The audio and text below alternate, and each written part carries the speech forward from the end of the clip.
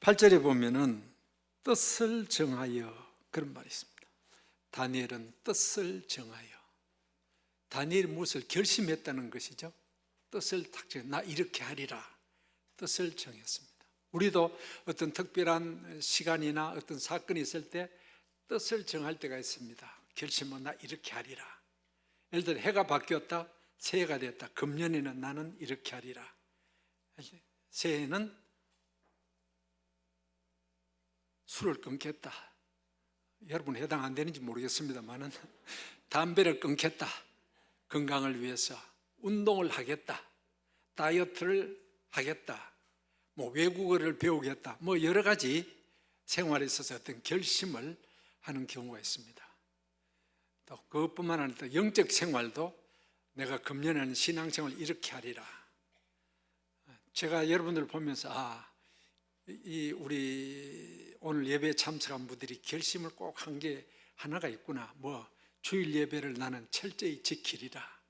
이 좋은 결심을 하시고 지금 계속해서 이 자리에 앉아 계신 것이 아닌가. 제가 앉아서 쭉 봅니다. 옛날 습관대로 저희 중위층 여기서부터 쫙 다 보고 여기 성가대 쭉 다 훑어봅니다. 아무개가 왔구나, 아무개가 왔구나 이래 보입니다. 연세 높으신 아이고 저 권사님, 아이고 저렇게 힘든데도 또 예배 오늘 또 오신 거 보면은 결사적으로 나는 예배를 지키겠다 그 마음을 갖고 오셨구나 그런 생각이 들고요. 또 성가대 하시는 거 보면 아이고 계속해서 성가대 참 잘 봉사하시는구나 저분 저 집사님 그런 생각이 들기도 하고, 또 젊은 친구들 보면 저 옛날에 믿음마을 소망마을 했던 저 친구가 계속해서 소망마을 졸업해도 변함없이 예배에 참석하고 있다 그 눈에 띄기도 하고, 어떤 분은 아이고 저 어른이 믿음 생활 제대로 하겠나 그런 생각이 들었던 분인데 변함없이 계속해서 이 신앙생활 하면서 예배에 참석하는 걸 보면서 참 고맙다 감사하다 그런 생각을 가지기도 합니다. 물론 여러 가지 형편 때문에 건강이나 문제 때문에 예배 못 오신 분들 영상을 보시고 계시겠지만 그런 안타까운 분들도 계시지만 아마 뭔가 내 신앙생활하는 가운데 나는 이것 하나는 꼭 지키겠다 그런 결심을 뜻을 정하고 우리가 신앙생활을 할 때에 우리의 신앙생활에 더 진전이 있지 않나 그런 생각이 듭니다. 다니엘이 뜻을 정했다. 무슨 뜻을 정했을까? 왜 그런 뜻을 정했을까 하는 것을 생각해 볼 필요가 있습니다. 이 본문의 배경을 먼저 봅니다. 하나님께서 이스라엘 백성 보실 때 이스라엘이 범죄하고 하나님을 떠나고 타락했죠. 하나님이 바벨론이라는 나라를 통해서 이스라엘을 징계하십니다. 그래서 느부갓네살 왕이 이스라엘 백성을 다 쳐들어가죠. 정복을 해버립니다. 그리고 거기에 있던 사람들을 포로로 잡아가기를 시작합니다. 3번에 걸쳐 1차, 2차, 3차에 걸쳐서 포로로 잡아갑니다. 근데 1차 포로 때에 잡혀간 사람 가운데 다니엘과 그의 친구들이 있습니다. 에스겔은 2차례 포로로 잡혀갔죠. 본문에 구체적으로 나타나지 않았지만 아마 다니엘과 그의 친구들은 귀족이었습니다. 왕족 출신이었습니다. 우리가 이제 포로로 잡혀가는 신세가 되었다. 우리가 범죄해서 하나님 앞에 징계를 받지만 그래도 우리는 하나님의 택한 백성인데 하나님의 자녀인데 이 이방 나라 바벨론으로 포로로 잡혀가서 어떻게 살까? 고난이 있을 것을 예측합니다. 그러나 단순히 육신의 고난이 문제가 아니라 오히려 더 큰 것은 이방 나라, 하나님을 알지 못하고 하나님을 섬기지 않는 그 나라, 그 사회 속에서 우리가 어떻게 믿음을 지켜갈 수가 있겠는가? 아마 고민도 되었을 것입니다. 그래서 의논하지 않았겠나? 그런 생각이 듭니다. 우리가 비록 잡혀간다 할지라도 하나님을 모르는 사람 그 세계 속에 간다 할지라도 우리는 선민이다. 우리 신앙생활 제대로 해야 되지 않겠나? 어떻게 하면 되겠는가? 그래, 이렇게 하자. 결심, 뜻을 정했다는 것입니다. 그 뜻을 정하고 실천한 사건들이 다니엘서 보면 3가지가 나옵니다. 3사건을 우리가 봅니다. 어떤 뜻을 정했는가? 다니엘이 정한 그의 친구들과 함께 정한 뜻이 3가지 사건을 통해서 표현됩니다. 첫째가 이 오늘 본문 읽은 1장 전체를 봐야 됩니다, 사실은. 그리고 그 다음에는 3장이 나옵니다. 그리고 세 번째는 6장이 나옵니다. 오늘 공동의 관계로 다 길게 다 못하고 조금 잘라서 이야기하겠습니다. 이 첫째 사건은 이겁니다. 느부갓네살이 포로로 잡아간 사람들에게 동화 정책을 씁니다. 동화 정책은 뭐냐면 비록 다른 나라에서 포로로 잡아온 사람이라 할지라도 바벨론화 시킨다는 것입니다. 이름을 바꿉니다. 또 그 가운데 특별히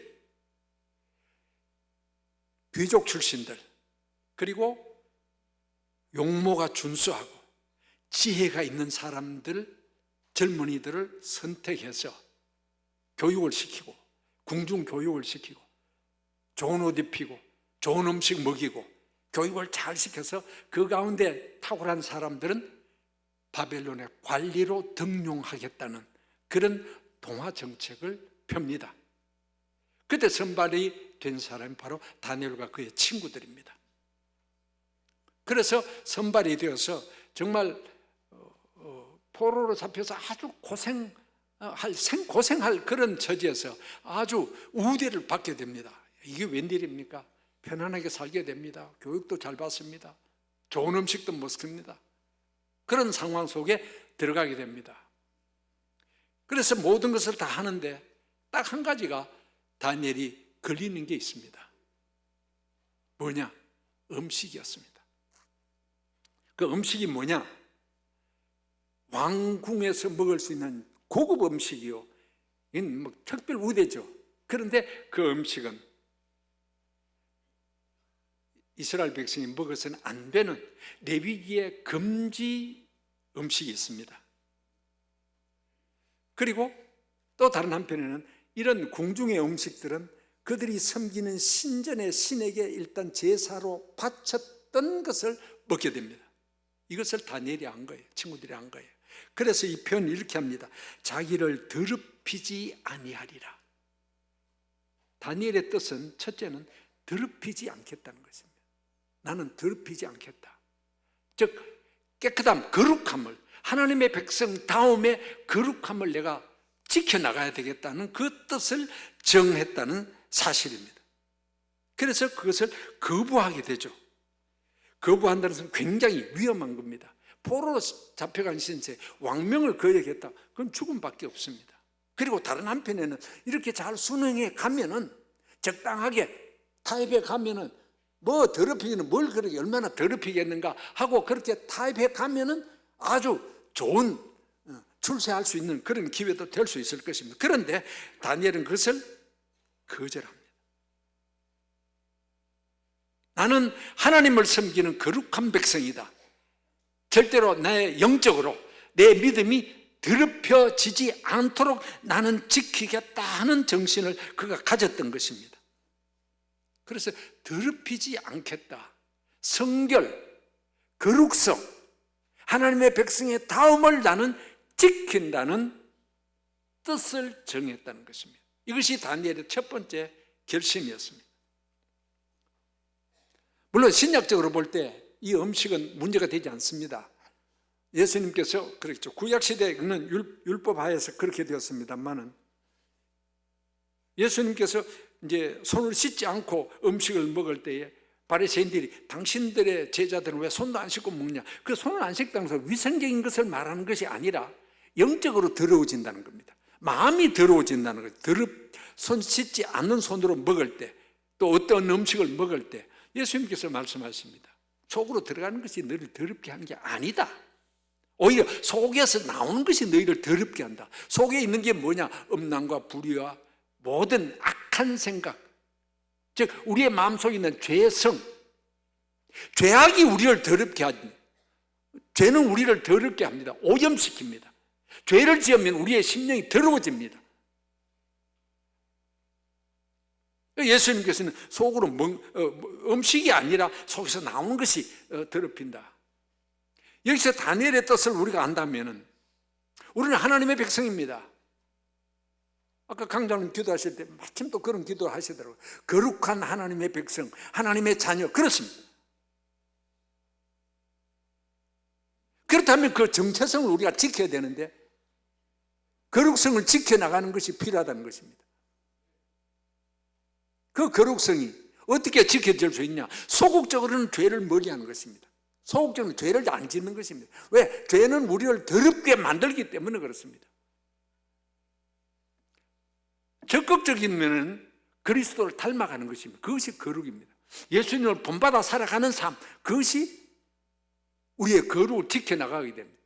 어떻게 본받습니까? 말씀과 기도, 예배, 이런 것이 주된 우리를 거룩하게 만들고 진리로 거룩하게 하옵소서 그랬습니다. 아버지의 말씀은 진리니이다. 진리가 우리를 거룩하게 만듭니다. 다윗도 고백했습니다. 다윗 같은 사람도 뻥 넘어졌어요. 우슬초로 나를 씻으소서. 우리는 그리스도의 피로 씻음을 받아야 됩니다. 사실 이 세상은 우리가 신앙생활, 거룩한 삶을 살기에 좋은 환경은 결코 아닙니다. 우리가 느끼는 대로 온갖 죄악이 난무하고 있습니다.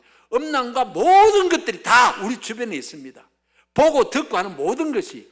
이런 가운데서도 우리가 신앙의 정죄를 지킨다, 거룩성을 하나님의 백성답게 살아간다는 것은 결코 쉬운 것이 아닙니다. 그러나 지켜야 됩니다. 이것을 지키지 못할 때 우리는 하나님의 백성의 다움을 잃어버리게 되는 것입니다. 빌립보서 1장 12절에도 두렵고 떨리는 마음으로 너희 구원을 이루라 그랬습니다. 아니, 구원 받는데 무슨 구원을 이루고? 그때 구원은 성결입니다. 거룩성입니다. 예수 믿고 구원받다는 자만심에 빠지고 성결을 지키지 않을 때 우리는 마치 세마포를 더럽히는 것과 같습니다.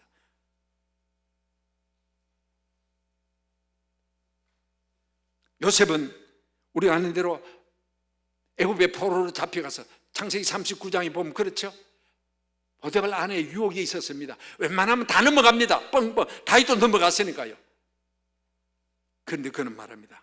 내가 여호와 앞에서 어떻게 득죄하겠습니까? 나는 하나님 앞에 살아가는 사람. 거절했습니다. 요셉과 같은 거룩성을 지켜가는 것이 오늘 우리에게도 필요하다는 것입니다. 이 세상은 모든 매스컴, 모든 문화들은 불륜을 미화시키고 있습니다. 부도덕한 것을 도덕화시키고 있습니다. 그래서 동성애를 막 찬양하고 있습니다. 그 비판하면 막 욕합니다. 차별한다고.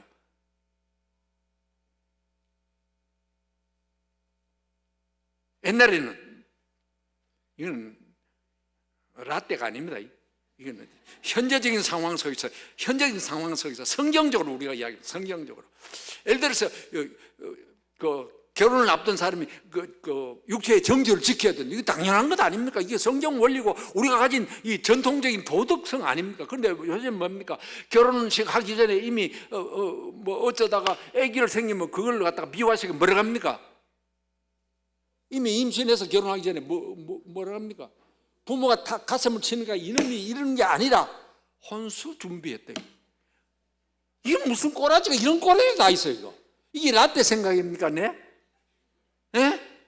성경적 원리지. 근데 세상이 그렇게 가고 있다고요. 토끼는 눈 두 개 있는 게 정상이에요. 그런데 어쩌다가 전부 눈 하나가 있는 토끼 같은 세상이 돼버렸어요. 그런데 우리가 눈 두 개가 있는 토끼까지, 토끼가 같이 이렇게 행하면 저거 이상하다 이게. 사실은 오늘 문화 속에는, 타락한 문화 속에 그리스도인들은 이상하게 보여야 됩니다. 똑같으면 안 된다는 거야. 똑같아서는 자꾸 똑같이 되어 가고 있다는 거예요. 세상 풍조가 그렇습니다. 사실 이런 성결성을 지켜간다는 것이 쉽지 않습니다. 그런데 바울도 그랬습니다. 내 자신을 처서 복종시킨다. 자신을 처 복종시켜 가면서라도 이 거룩성, 성도다움을 지켜가겠다. 그렇습니다. 남이 알지 못하는 죄악된 습관이 아직까지도 내게 있다면 끊어야 됩니다. 끊어야 됩니다. 버릴 거 버리고 끊을 거 끊고 제대로 신앙생활 해야죠. 왜 적당하게 신앙생활 하려고 그럽니까? 아니잖아요.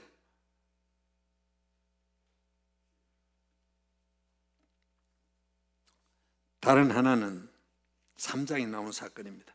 시간이 없어서 다 찾아 읽지를 못하겠습니다. 설명만 드리겠습니다. 다니엘은 등장하지 않고 다니엘의 친구의 이야기로 기록되어 있습니다. 느부갓네살이 왕이 자기의 권위를 나타내기 위해서 큰 금신상을 하나 만듭니다. 그리고 낙성식을 거행하는데 문무백관들 다 오라 그럽니다. 중앙 관료들 비롯해서 지방의 관료들까지 다 불러가지고 나팔을 불 때에 너나 할 것 없이 다 이 금신상에게 절하라 그럽니다. 만약에 절하지 않으면 불무불 속에 던져버린다. 자기의 어떤 권위를 나타내기 위해서 그런 것을 시행하게 됩니다. 그래서 나팔을 탁 붑니다. 네, 너나 할 것 없이 다 절을 했습니다. 근데 다니엘의 세 친구 우리가 사드락과 메삭과 아벳느고는 절을 하지 않습니다. 왕이 화가 나죠. 너 왜 절하지 않느냐? 3장 18절에 보면 우리는 하나님 외에는 절하지 않습니다. 하나님 외에는 다른 신을 섬기지 않습니다. 그것이 뜻을 정하여 뜻을 정했다는 것입니다. 우리는 이렇게 믿습니다. 우리의 신앙은 이렇습니다 하는 것을 나타낸 것입니다. 다니엘의 세 친구들이 자기의 생명이 이것 때문에 끝일 수도 있다. 그런 고백이 있죠. 하나님 구해주실 것입니다. 그러나 하나님이 안 구해줘도 우리는 우리의 믿음과 생명을 바꾸겠습니다. 그리 아니하실지라도 그런 표현을 하고 있습니다. 그래서 이 친구들의 뜻이 하나님 외에 우상은 섬길 수 없습니다. 하나님만이 유일한 참신이 있습니다. 하나님만이 우리가 믿을 수 있는 분입니다. 하나님만 경배 받으실 분입니다. 제1계명 제2계명입니다. 나 외에 다른 신을 두지 말라. 그리고 그 형상 우상을 만들지도 말고 절하지도 말라. 제일 중요한 1계명 2계명 생명같이 귀중한 그 계명입니다. 뜻을 정했습니다. 아니요, 우리는 절하지 않습니다. 섬기지 않습니다. 뜻을 정하여 두 번째가 믿음을 끝까지 지킨다는 것입니다.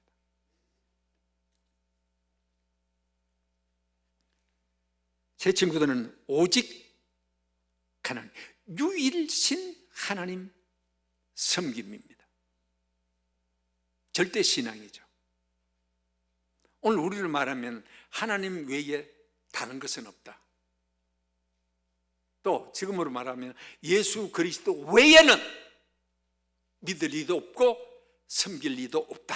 오직 예수님, 그 사상입니다. 오직 십자가요, 오직 믿음이요, 오직 은혜. 마태복음 11장에 보면 예수님께서 세례 요한 때서 말씀하신 것이 나오죠. 너희가 무엇을 보려고 광야에 나가더냐? 세례 요한을 가리킵니다. 바람에 흔들리는 갈대를 보려 가더냐? 갈대는 어떻습니까? 바람이 이쪽으로 불면 이렇게, 이쪽으로 불면 이렇게, 그냥 왔다 갔다. 지조가 없는 거예요. 우리 말에 그는 있죠. 물에 물 탄 듯, 또 술은 잘하시네. 술에 술 탄 듯. 이게 물에 물 탄 듯이 왜 그러냐? 술에 술 탄 듯이 왜 그러냐? 뭡니까? 이 어떤 의지가 없이 그냥 되는 대로 이래도 좋고 저래도 좋지 뭐. 모르지. 세상살이는 이래도 좋고 저래도 좋지 할 수도 있을는지는 모르겠어요. 그러나 신앙은 이래도 좋고 저래도 좋은 거 없어요. 기만기고 아니면 하는 거지. 어떻게 신앙이 왔다 갔다 바람 부는 대로 왔다 갔다 합니까? 교회로 말하면 라우디게아 교회 같은 거예요. 계시록 3장에 라우디게아 교회가 나오죠. 차지도 않고 덥지도 않고 미지근하네 너희들. 그 미지근한 신앙은 은혜에 대한 감격이 없습니다. 어떤 회색 신앙이에요. 희두지 않고 끔찍도 않고 이상한데 잘 믿는 것 같기도 하고 안 믿는 것 같기도 하고. 세속화된 신앙입니다. 교회에서는 철저하게 그냥 신앙생활 잘하는 것 같아요. 뭐 돛대 삿대 내보다 믿음 좋은 사람 어디 있어? 뭐 난리를 칩니다. 그런데 세상 속에 가면은 그저 세상과 꼭 같이 살아가는 거예요. 아니요, 그건 제대로 믿어야 됩니다. 저는 정말 강조하고 싶은 것은 신앙생활 좀 제대로 해야 된다는 거예요. 이 절대 신앙을 놓쳐서는 안 된다는 것입니다. 한 달도 채 안 되는 전에 설문조사가 있었습니다. 우리 교인들, 교회에 출석하시는 교인들 설문조사 결과를 제가 봤습니다. 다른 종교에도, 즉 우리 교회 아닌 다른 종교에도 구원이 있다. 조사를 해보니까요, 놀라지 마세요. 25%, 그러니까 교회 출석하는 4사람 가운데 1사람은 꼭 교회 아니라도 다른 종교에서 목탁을 두드려도 구원받을 수 있다. 똑같이 그렇게 대답을 했습니다. 저는 이 결과를 보고요, 한편은 첫째는 실망이 되었습니다. 어떻게 이런 생각을 갖나. 또 다른 면에서는 내 자신이 부끄러움을 느꼈습니다. 내가 이렇게 평생 목회하면서 뭐를 가르쳤는가? 나는 제대로 가르쳤나? 그리고 막 분노가 올라왔음 속에서 이런 복잡한 감정을 가진 적이 있습니다. 어떻게 그럴 수 있습니까? 다른 종교 구원 있습니까? 그래서 그걸 딱 보고 서연교회 교인들 한번 해볼까?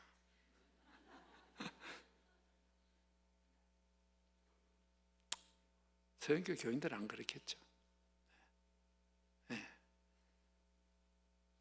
그런 사상이 철학적으로 말하면 포스트 모더니즘, 절대 진리 없다는 거예요. 종교 다원주의, 즉 모든 종교는 똑같아. 이제 그런 생각이 드는 거예요. 그런데 우리는 뭡니까? 우리가 믿는 신앙은 절대 신앙이에요. 절대 진리입니다. 독선이라고 말해도 좋아요. 우리 신앙 외에 다른 곳에는 구원이 없어요. 사도행전 4장 12절에 분명히 말씀하고 있습니다. 예수 이름 외에 다른 이름 주신 적이 없다. 구원 얻을 만한. 이 절대 신앙 아니에요. 이게 틀린 거예요. 세상과 영합할 필요가 없어요. 성경이 말한 대로 믿는 거예요. 성경이 말한 대로 주장하는 거예요. 오직 하나님, 오직 예수님, 오직 십자가, 오직 은혜, 오직 믿음, 이거 붙들고 가야 돼요. 이 다니엘의 세 친구가 그런 신앙을, 절대 신앙을 가진 거예요.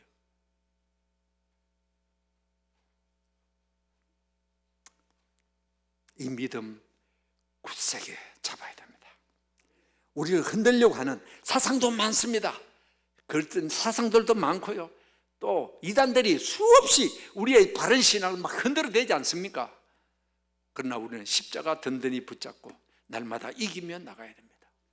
오직 예수님, 오직 십자가, 이 절대 신앙을 놓쳐서는 안 된다는 것입니다.